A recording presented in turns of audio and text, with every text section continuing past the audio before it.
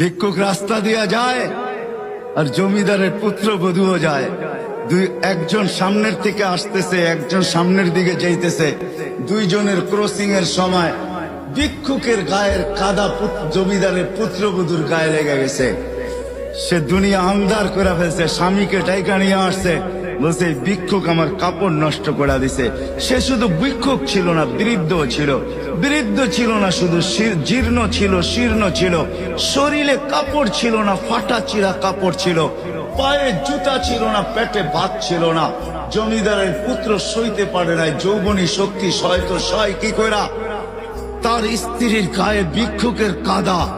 বস সমগ্র শক্তিকে হাতে জমা করা, একত্র করা বৃদ্ধের গালে বসায়। বৃদ্ধ কিচ্ছু বলে নাই, শুধু উপরের দিকে তাকায় দুই তিনটা শব্দ উচ্চারণ করছেন। শব্দগুলা হলো ইয়া মাল্লা